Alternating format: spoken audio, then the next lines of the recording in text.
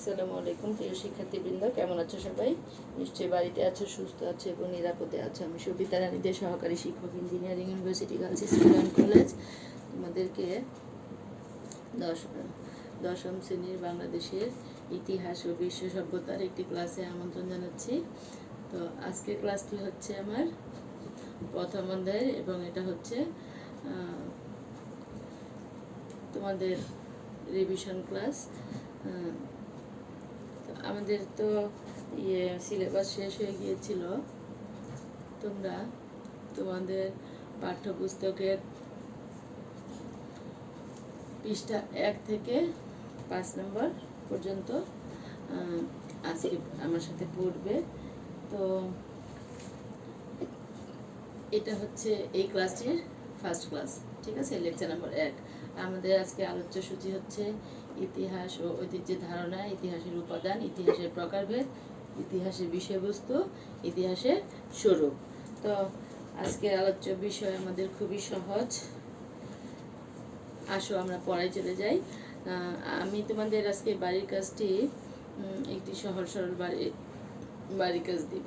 আরও পড়া এগিয়ে তারপরে তোমাদের জন্য সৃজনশীল বাড়ির কাজ দিব। তো বাড়ির কাজের কথা আমরা আরও পরে বলতে পারতাম, তারপরেও আমি একটু আগে থেকে ধারণা দিয়ে রেখেছি। আসো, ইতিহাস পরিচিতি। আমাদের অধ্যায়ের নাম হচ্ছে ইতিহাস পরিচিতি। প্রথমে ভূমিকা।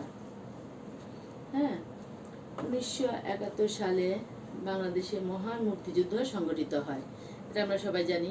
9 মাস পাকিস্তান সেনাবাহিনীর বিরুদ্ধে প্রাণপণ লড়াই করে 16ই ডিসেম্বর আমাদের দেশ শত্রুমুক্ত হয়। মুক্তিযুদ্ধ আমাদের গৌরবের কাহিনী। বাঙালি জাতির এমন অনেক গৌরবের কাহিনী আছে, সেই সব জানতে হলে ইতিহাস পড়তে হবে, চর্চা করতে হবে। ইতিহাস সত্য ঘটনা উপস্থাপন করে। ইতিহাস সম্পর্কে গভীর অনুসন্ধান করতে হলে ইতিহাসের উপাদান, প্রকারভেদ সম্পর্কে অবহিত হতে হবে। এজন্য আগে আমাদের জানতে হবে ইতিহাসটা কি, জানতে হবে কত ধরনের ইতিহাস লেখা যায় বা ইতিহাস কত ধরনের হয়। তারপর জানতে হবে ইতিহাস পাঠের প্রয়োজনীয়তাই বা কি, মানে কেন আমরা ইতিহাস পড়ব।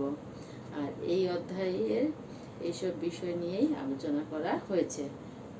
তাহলে আসো আমরা পরের পৃষ্ঠে চলে যাই। ইতিহাস ও ঐতিহ্যের ধারণা। এই যে এই পয়েন্টটি, ইতিহাস ও ঐতিহ্যের ধারণা। ইতিহাস শব্দটির উৎপত্তি ইতিহ শব্দ থেকে, যার অর্থ হচ্ছে ঐতিহ্য। ঐতিহ্য হচ্ছে অতীতের অভ্যাস, শিক্ষা, ভাষা, শিল্প, সাহিত্য, সংস্কৃতি যা ভবিষ্যতের জন্য সংরক্ষিত থাকে। এই ঐতিহ্যকে এক প্রজন্ম থেকে আরেক প্রজন্মের কাছে পৌঁছে দেয় ইতিহাস। ইএইচ কারের ভাষায় বলা যায়, ইতিহাস হলো বর্তমান ও অতীতের মধ্যে এক অন্তহীন সংলাপ। বর্তমানে সকল বিষয়ে অতীতের ক্রমবিবর্তন ও অতীত ঐতিহ্যের উপর ভিত্তি করে গড়ে উঠেছে। আর অতীতের ক্রমবিবর্তন ও ঐতিহ্যের বস্তুনিষ্ঠ বিবরণী হলো ইতিহাস। তবে এখন বর্তমান সময়েরও ইতিহাস লেখা হয়, যাকে বলে সাম্প্রতিক ইতিহাস। সুতরাং ইতিহাসের পরিসর সুদূর অতীত থেকে বর্তমান পর্যন্ত বিস্তৃত। ইতিহাস শব্দটি সন্ধি বিচ্ছেদ করলে এরূপ দাঁড়ায় ইতিহ যোগ আস, যার অর্থ এমনই ছিল বা এরূপ ঘটেছিল। ঐতিহাসিক ডক্টর জনসনও ঘটে যাওয়া ঘটনাকে ইতিহাস বলেছেন। তার মতে যা কিছু ঘটে তাই ইতিহাস, যা ঘটে না তা ইতিহাস নয়। গ্রিক শব্দ স্ট্রিয়া থেকে ইংরেজি স্ট্রি শব্দটির উৎপত্তি, যার বাংলা প্রতিশব্দ হচ্ছে ইতিহাস। স্ট্রিয়া শব্দটির প্রথম ব্যবহার করেন গ্রিক ঐতিহাসিক হেরোডোটাস খ্রিস্টপূর্ব 5ম শতকে। তিনি ইতিহাসের জনক হিসেবে খ্যাত। তিনি সর্বপ্রথম তার গবেষণা কর্মের নামকরণে এ শব্দটি ব্যবহার করেন, যার আভিধানিক অর্থ হলো সত্তা অনুসন্ধান বা গবেষণা। তিনি বিশ্বাস করতেন ইতিহাস হলো যা সত্যিকারের অর্থে ছিল বা সংঘটিত হয়েছিল তা অনুসন্ধান করা ও লেখা। তিনি তার গবেষণায় গ্রিস ও পারস্যের মধ্যে সংঘটিত যুদ্ধের বিভিন্ন বিষয় অনুসন্ধান করেছেন। এতে তিনি প্রাপ্ত তথ্য, গুরুত্বপূর্ণ ঘটনা এবং গ্রীষ্মের বিজয়গাথা লিপিবদ্ধ করেছেন, যাতে পরবর্তী প্রজন্ম এই ঘটনা ভুলে না যায়। এই বিবরণ যেন তাদের উৎসাহিত করে এবং দেশপ্রেমে উদ্বুদ্ধ করে। হেরোডোটাসই প্রথম ইতিহাস এবং অনুসন্ধান এ দুটি ধারণাকে সংযুক্ত করেন, ফলে ইতিহাস পরিণত হয় বিজ্ঞানে, পরিপূর্ণভাবে হয়ে ওঠে তথ্য নির্ভর এবং গবেষণার বিষয়ে। প্রকৃতপক্ষে মানব সমাজের অনন্ত ঘটনা প্রবাহই হলো ইতিহাস।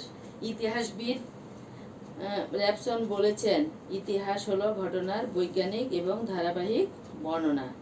আধুনিক ইতিহাসের জনক জার্মান ঐতিহাসিক লিওপোল্ড ফন র্যাঙ্কে মনে করেন, প্রকৃতপক্ষে যা ঘটেছিল তার অনুসন্ধান ও তার সত্য বিবরণী ইতিহাস। সুতরাং ইতিহাস হচ্ছে মানব সভ্যতার বিবর্তনের সঙ্গে সম্পর্কিত বিভিন্ন কর্মকাণ্ডের ধারাবাহিক ও সত্যনিষ্ঠ বিবরণ। সঠিক ইতিহাস সবসময় সত্যকে নির্ভর করে রচিত। এবার আসো ইতিহাসের উপাদান।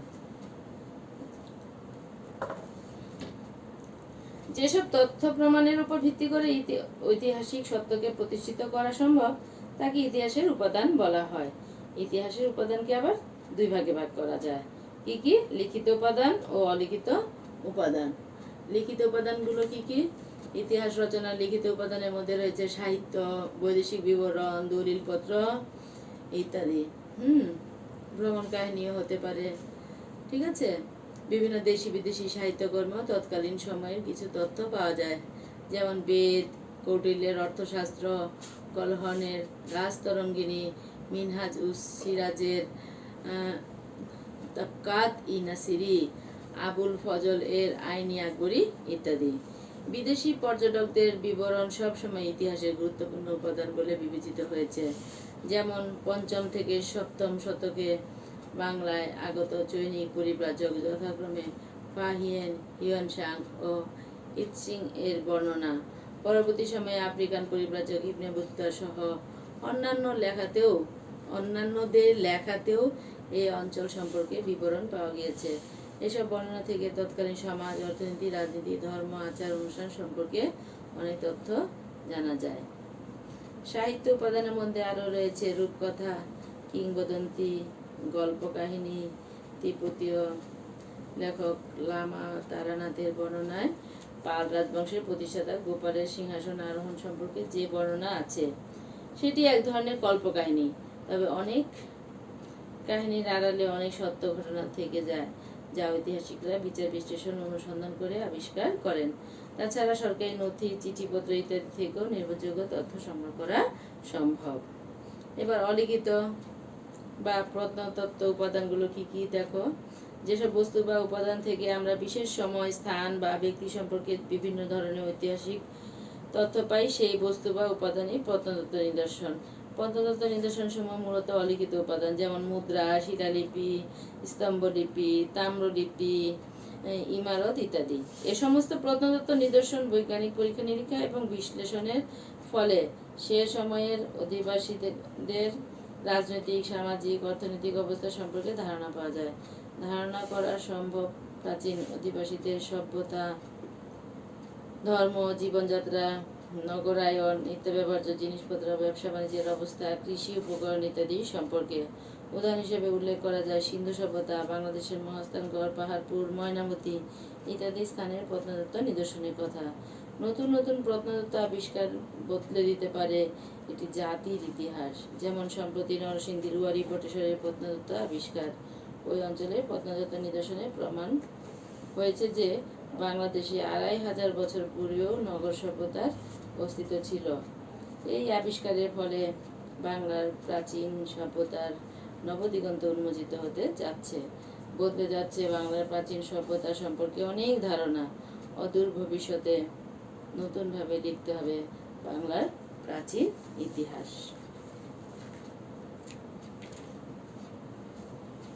এবার আসো ইতিহাসের প্রকারভেদ। মানব সমাজ সভ্যতার অগ্রগতির সঙ্গে সঙ্গে নতুন নতুন বিষয়ে ইতিহাস লেখা হচ্ছে, ফলে সম্প্রসারিত হচ্ছে ইতিহাসের পরিসর। ইতিহাস বিরামহীনভাবে অতীতের ঘটনা বর্তমান প্রজন্মের কাছে পৌঁছে দেয়। সেক্ষেত্রে ইতিহাসকে বিভিন্ন শাখায় বিভক্ত করা কঠিন। তাছাড়া ইতিহাসের বিষয়বস্তুতে মানুষ, মানুষের সমাজ, সভ্যতা ও জীবনধারা সম্পর্কে জীবনধারা পরস্পর সম্পৃক্ত এবং পরিপূরক। তারপরও পঠন পাঠন আলোচনা ও গবেষণা কর্মের সুবিধার্থে ইতিহাসকে প্রধানত দুই ভাগে ভাগ করা যায়। কি কি? ভৌগোলিক অবস্থানগত ও বিষয়বস্তুগত ইতিহাস। ভৌগোলিক অবস্থানগত দিক বা ভৌগোলিক অবস্থানগত ইতিহাস, যে বিষয়টি ইতিহাসে স্থান পেয়েছে তা কোন প্রেক্ষাপটে রচিত, স্থানীয় জাতীয় নাকি আন্তর্জাতিক। এভাবে ভৌগোলিক অবস্থানগত দিক থেকে শুধু বোঝার সুবিধার্থে ইতিহাসকে আবারও তিন ভাগে ভাগ করা যায়, যথা স্থানীয় বা আঞ্চলিক ইতিহাস, জাতীয় ইতিহাস এবং আন্তর্জাতিক ইতিহাস। বিষয়বস্তুগত ইতিহাস, কোনো বিশেষ বিষয়ের উপর ভিত্তি করে যে ইতিহাস রচিত হয় তাকে বলা হয় বিষয়বস্তুগত ইতিহাস। ইতিহাসের বিষয়বস্তুর পরিসর ব্যাপক, তবু সাধারণভাবে একে 5 ভাগে ভাগ করা যায়, যথা রাজনৈতিক ইতিহাস, সামাজিক ইতিহাস, অর্থনৈতিক ইতিহাস, সাংস্কৃতিক ইতিহাস ও সাম্প্রতিক ইতিহাস। এবার ইতিহাসের বিষয়বস্তু, মানব সমাজ ও সভ্যতার ধারাবাহিক পরিবর্তনের প্রমাণ ও লিখিত দলিল হলো ইতিহাস। ঐতিহাসিক ভিকো মনে করেন মানব সমাজ ও মানবীয় প্রতিষ্ঠানসমূহের উৎপত্তি ও বিকাশই ইতিহাসের বিষয়বস্তু। সুতরাং দেখা যাচ্ছে যে মানুষের গুরুত্বপূর্ণ অর্জন যা মানব সমাজ সভ্যতার উন্নতি অগ্রগতিতে অবদান রাখতে সক্ষম হয়েছে তা সবই ইতিহাসভুক্ত বিষয়, যেমন শিল্প, সাহিত্য, সংস্কৃতি, দর্শন, স্থাপত্য, রাজনীতি, যুদ্ধ, ধর্ম, আইন প্রভৃতি বিষয় সামগ্রিকভাবে যা কিছু সমাজ সভ্যতার বিকাশে প্রত্যক্ষ বা পরোক্ষভাবে প্রভাবিত করেছে তাই ইতিহাসের বিষয়বস্তু। এবার হচ্ছে ইতিহাসের স্বরূপ। ইতিহাস জ্ঞান অর্জনের অন্যান্য শাখা থেকে আলাদা। এর রচনা ও উপস্থাপনার পদ্ধতিও ভিন্ন। ইতিহাসের বৈশিষ্ট্য সম্পর্কে আলোচনা করলে এ সম্পর্কে একটি পরিষ্কার ধারণা পাওয়া যাবে।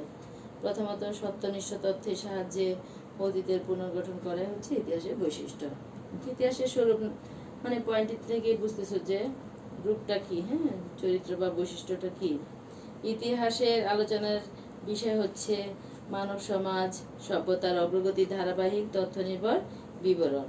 তৃতীয়ত, ইতিহাস থেমে থাকে না, এটি গতিশীল এবং বহমান, যে কারণে প্রাচীন যুগ, মধ্যযুগ, আধুনিক যুগ, সন তারিখ ব্যবহার করে ভাগ করা কঠিন। আবার পরিবর্তনের ধারাও সব দেশে একসঙ্গে ঘটেনি। চতুর্থত, ঘটে যাওয়া ঘটনার সঠিক বিবরণ পরবর্তী প্রজন্মের কাছে তুলে ধরাও ইতিহাসের বৈশিষ্ট্য। তবে ঘটনা নিরপেক্ষ বর্ণনা না হলে সেটা সঠিক ইতিহাস হবে না। তো বন্ধুরা, আমাদের আজকের আলোচ্য বিষয় এটুকু ছিল। খুবই ইজি আজকের বিষয়বস্তু। তোমরা যেহেতু পড়া সাবজেক্ট পড়েছো, এখন যেহেতু পুনরালোচনা ক্লাস, তো তোমাদের আবারও বলছি বেশি বেশি করে পড়ো, বারবার পড়ো, অনেকবার পড়ো, তাহলে তোমরা পারবে। আর আজকে আমি তোমাদের জন্য সৃজনশীল প্রশ্ন নয়, একটি সাধারণ প্রশ্ন দিচ্ছি। তো যখন আমরা আরেকটু আগাবো তখন সৃজনশীল প্রশ্ন দেব তোমাদেরকে। তো বাড়ির কাছে তোমরা তুলে নাও, করে রেখো এবং পড়ো। আর যেগুলো বাড়ির কাজ দিইনি সেগুলোও কিন্তু পড়বে, ঠিক আছে? তাহলে সবাই বাড়ির কাছে তুলে নাও। ইতিহাসের উপাদানগুলো ব্যাখ্যা করো। ইতিহাসের উপাদানগুলো ব্যাখ্যা করো। সবাই আমরা তুলেছি। তাহলে সবাই ভালো থেকো, সুস্থ থেকো। পরবর্তী ক্লাসে দেখা হবে। আজকের মতো এখানে শেষ করছি। আল্লাহ হাফেজ।